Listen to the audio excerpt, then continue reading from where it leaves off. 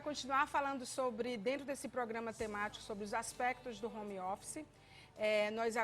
Nós falamos já com o doutor Renato Duarte sobre as questões ligadas à saúde, com o Flávio Ludigero sobre as questões ligadas a um modelo de home office que é diferente do trabalho remoto do trabalho online, né? Como é feito do trabalho de home office, é totalmente diferente.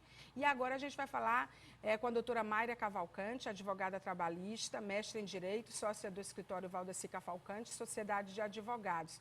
A gente quer saber sobre quais são as fragilidades perguntar para a doutora Mayra, é o tema da nossa entrevista, da legislação brasileira no que diz respeito ao home office que está sendo adotado em larga escala e certamente aqui no Brasil empresas grandes e de pequeno e médio porte também começam a considerar adotar o home office, não indefinido, né? Não para sempre, né? Não existe nada para sempre, mas pelo menos começar a adotar o modelo híbrido. Então, o tema da nossa entrevista é: a legislação trabalhista no Brasil fragiliza o trabalho home office? E é com essa pergunta que eu dou boa noite à doutora Mayra Cavalcante e agradeço a ela o tempo de conversar com a gente sobre um tema tão relevante. Boa noite.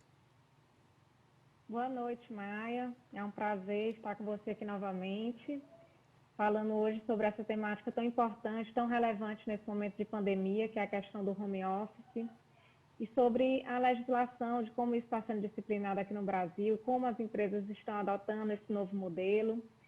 E a respeito da temática do programa, já entrando aí no nosso assunto, a nossa legislação ela ainda é um pouco frágil em relação ao home office, mas já começamos a dar passos importantes. A gente já tem assim, uma regulamentação, ainda que incipiente, na CLT. É uma legislação recente, né? Na verdade, o home office, embora hoje ele tenha ganhado proporções bem maiores, o home office já é uma prática de muitos anos, que já vem sendo adotada, principalmente nos países desenvolvidos, e agora, mais recentemente, também tem ganhado importância nos países em desenvolvimento.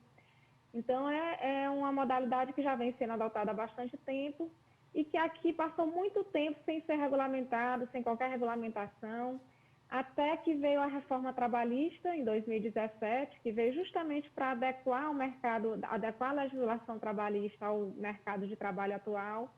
E quando veio a reforma trabalhista com essas inovações necessárias para a adequação da legislação ao mercado de trabalho, ela trouxe uma regulamentação, ainda que assim, incipiente, né, sobre a matéria do teletrabalho.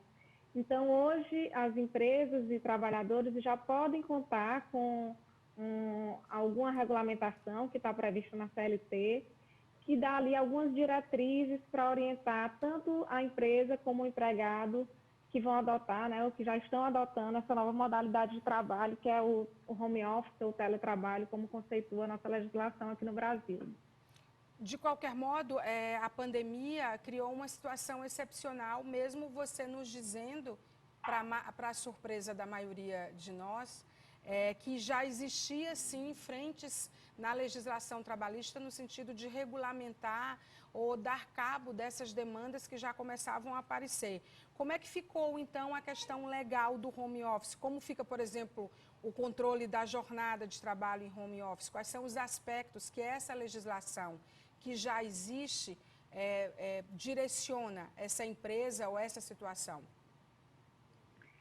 Na CLT existe uma regulamentação, como eu falei, assim, bem incipiente, mas existe um artigo na CLT hoje dedicado ao teletrabalho, que ele abrange o home office, abrange outras formas de trabalho remoto, né, de trabalho feito fora das dependências da empresa. E lá ele exige o quê? Como é que como funcionaria, segundo a lei, o teletrabalho aqui no Brasil? A CLT exige que seja feito um contrato individual entre o empregador, entre a empresa e o empregado. Exige que haja um consentimento mútuo, né? Haja um acordo mútuo entre o empregado e a empresa, um consentimento expresso do trabalhador para que haja essa mudança do regime de trabalho presencial para o trabalho no regime de home office, no regime de teletrabalho. Isso tem que ser feito por meio de um contrato escrito ou de um aditivo contratual. E nesse aditivo contratual ou nesse contrato tem que estar previsto também como que vai ser, de quem vai ser a responsabilidade pela infraestrutura necessária ao desenvolvimento desse trabalho em casa ou em outro local diferente que seja diferente do estabelecimento da empresa, quem vai fornecer os equipamentos necessários, se vai haver um reembolso das despesas do trabalhador no desenvolvimento desse trabalho no regime de home office. Isso tudo, a legislação, ela deu a liberdade para que as partes acordem como vai acontecer, né, como vai ser disciplinada essa questão da infraestrutura. Principalmente para resguardar a saúde e segurança, não é, doutora Mayra? Desse trabalhador em home office, né? Isso, vários, até você chegou a falar em algum momento do programa, a questão das cadeiras ergonômicas, as cadeiras que precisam, né, da posição ideal. Tem trabalhadores que mesmo em casa precisam utilizar equipamentos de proteção individual. Quanto à questão da saúde e da segurança, a CLT prevê ainda que a empresa, né, o empregador, ele é obrigado a orientar o empregado sobre como deve ser feito esse trabalho no regime de home office, para evitar qualquer doença laboral ou qualquer acidente de trabalho. E o empregado, ele deve assinar um termo de responsabilidade, dizendo que teve ciência daquelas orientações do empregador e se comprometendo a cumprir aquelas orientações para evitar, né, para assegurar ali a sua saúde e segurança no trabalho. Então, na verdade, há uma previsão de uma responsabilidade compartilhada entre empresa e entre empregador para garantir a segurança e a saúde no ambiente de trabalho, mesmo que esse ambiente seja fora da empresa, do estabelecimento da empresa. E a questão do retorno do trabalho ao trabalho presencial, né? Na empresa. Porque estava todo mundo em home office, até aí eu agora... falei aqui um pouquinho da CLT. Estava todo mundo em home office, eu falei, e agora com esse retorno, eu imagino que a lei também ela possa orientar, ou pelo menos esteja a legislação trabalhista, junto com as empresas, é claro, estejam atentas a esses aspectos do retorno. Sim, na verdade, com essa questão da pandemia, é importante a gente destacar que, além da CLT, com a pandemia, foram editadas algumas medidas provisórias, né? A gente viu muita notícia sobre as medidas provisórias editadas, que flexibilizaram a legislação trabalhista para adequar essa legislação a esse momento único, que é totalmente excepcional da pandemia. E uma das MPs, a gente teve ali a medida provisória 927, que entre vários temas, ela também tratou da questão do teletrabalho. Ela flexibilizou o que a CLT já vinha regulamentando e chegou até a permitir que o empregado, né, que o empregador, na verdade, a empresa, unilateralmente fizesse essa alteração de regime de trabalho presencial para o trabalho remoto, apenas exigindo que fosse avisado o empregado com 48 horas de antecedência, para que ele fosse informado de que o trabalho, a partir de então, ia ser feito remotamente. Isso foi feito até pela impossibilidade de cumprir algumas formalidades em razão da questão do isolamento, da impossibilidade do empregado estar na empresa para cumprir algumas formalidades.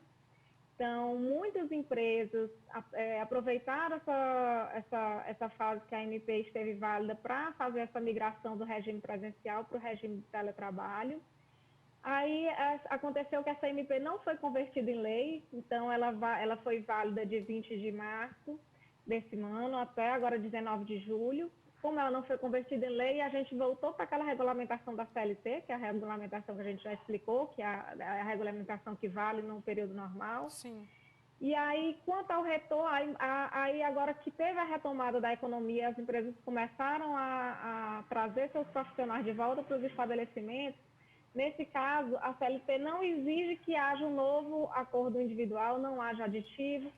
Ela apenas precisa informar o empregado de que ele deve retornar, é uma decisão unilateral da empresa, e dar a ele o período de 15 dias para ele fazer essa transição do retorno do teletrabalho para trabalhar dentro da empresa novamente. Essa informação é muito importante. Acho que é importante que a gente saiba dessa adaptação de 15 dias, porque mudou a rotina de todo mundo.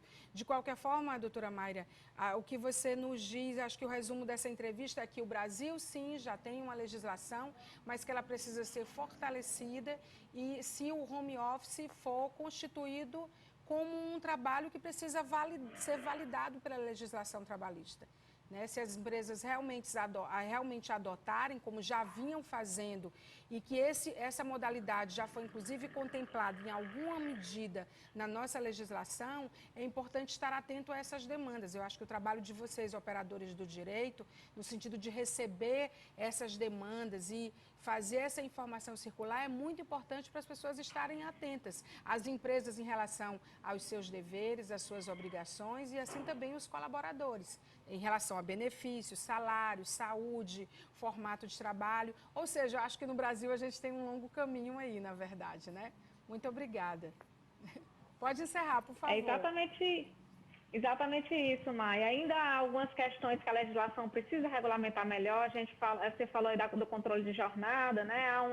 Há um questionamento se quando o empregado vai trabalhar no regime de home office, há supressão de direitos trabalhistas referente a horas extras, adicional noturno ou não, porque, em regra, não há controle de jornada do empregado que trabalha em home office. Já evoluímos um pouquinho o tribunal, o entendimento da jurisprudência já assegura direito de hora extras e adicional quando é possível o controle de jornada. Então, o trabalhador já fica um pouco mais confortável, um pouco mais seguro. Ainda há algumas coisas que precisam ser regulamentadas. Em vários países já existe uma regulamentação específica para o regime de home office, que ainda não tem aqui no Brasil, mas a gente já começou esse caminho.